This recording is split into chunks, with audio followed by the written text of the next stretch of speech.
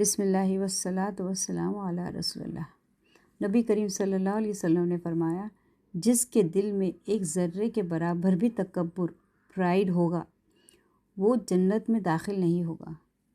ایک شخص نے پوچھا، اگر کوئی شخص یہ پسند کرے کہ اس کے کپڑے اچھے ہو اور اس کے جوتے اچھے ہو تو کیا یہ بھی تکبر ہے؟ تو آپ صلی اللہ علیہ وسلم نے جواب دیا، اللہ خوبصورت ہے اور خوبصورتی کو پسند کرتا ہے۔ تکبر کا مطلب ہے حق کا انکار کرنا اور لوگوں کو حقیر سمجھنا۔ مسلم 91۔ اس بات کا فرق سمجھنے کے لیے کہ الجمیل خوبصورت اور کبر تکبر میں کیا فرق ہے، اس بات کو سمجھنے کے لیے علماء اس حدیث کو اس کی بنیاد سمجھتے ہیں۔ تو اب ہم اس حدیث کو سٹیپ بائی سٹیپ سمجھتے ہیں۔ اللہ خوبصورت ہے، یعنی خوبصورتی اللہ کی ذات، اس کے نام اور اس کے افعال یعنی کاموں کا لازمی حصہ ہے۔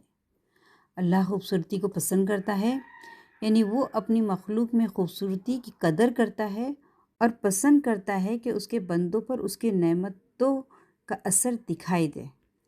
اور تکبر دراصل حق کو جھٹلانا ہے اور لوگوں کو نیچی نظر سے دیکھنا ہے، نہ کہ اچھے کپڑے پہننا۔ یہ تو دراصل اللہ کے نعمتوں کا شکرانہ ہے۔ اسلام میں خوبصورتی کے کئی ٹائپس ہیں۔ ایک باطنی خوبصورتی، اپنے کردار کی خوبصورتی، یہ سب سے اہم ہے، جس میں اخلاص، نرمی، عاجزی اور صبر شامل ہے۔ ایک مشہور دعا ہے جو نبی کریم صلی اللہ علیہ وسلم نے سکھائی، اللہم انت حسنت خلقی فحسن خلقی۔ اے اللہ، جیسے تو نے میری ظاہری صورت خوبصورت بنائی، ویسے ہی میرے اخلاق بھی خوبصورت بنا دے۔ دوسری قسم ہے ظاہری خوبصورتی، اپنا حلیہ۔ اس میں صفائی رکھنا، نفیس کپڑے پہننا اور خود کو سنوارنا شامل ہے۔ یہ اللہ کی نعمتوں پر شکر ادا کرنے کا ایک طریقہ ہے، بشرط یہ کہ اس میں دکھاوا یا فضول خرچی شامل نہ ہو۔ اور تیسری ہے کائنات کی خوبصورتی۔ اللہ نے ہماری دنیا کو اس لیے پرکشش خوبصورت بنایا ہے تاکہ انسان اسے دیکھ کر اپنے خالق کی تعریف کرے۔ اب ہماری زندگی میں اس کا کیا اثر ہوتا ہے؟ عبادت میں احسان، اپنی نماز کو خشوع اور خضوع کے ساتھ خوبصورت بنانا۔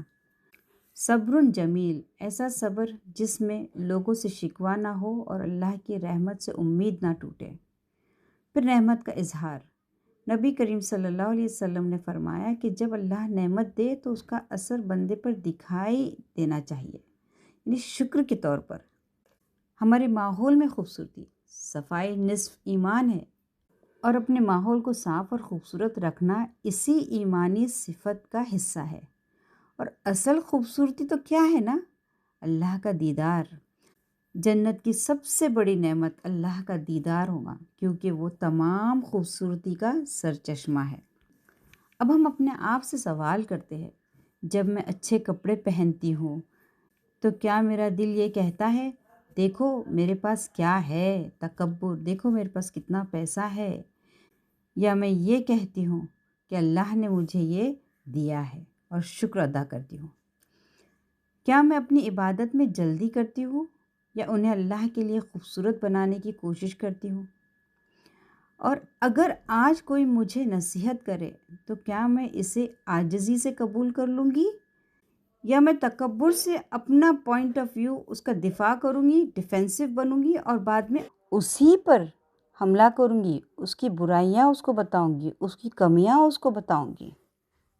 تو اللہ سے دعا ہے کہ یا اللہ، یا جمیل، میں تیرا شکر ادا کرتی ہوں اس خوبصورتی پر جو تو نے میری زندگی، صحت اور گھر والوں میں رکھی ہے۔ میرے دل کو اخلاص سے اور میری زبان کو سچائی سے خوبصورت بنا دے۔ مجھے ہر اس تکبر سے پاک کر دے جو مجھے دوسروں کو نیچا دکھانے پر اکسائے۔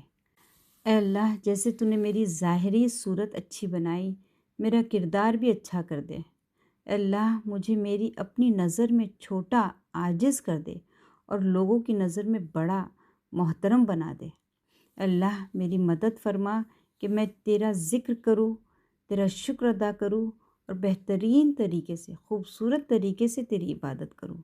یا اللہ، ہمیں ان لوگوں میں بنا جن سے تو محبت کرتا ہے۔ آمین یا رب العالمین۔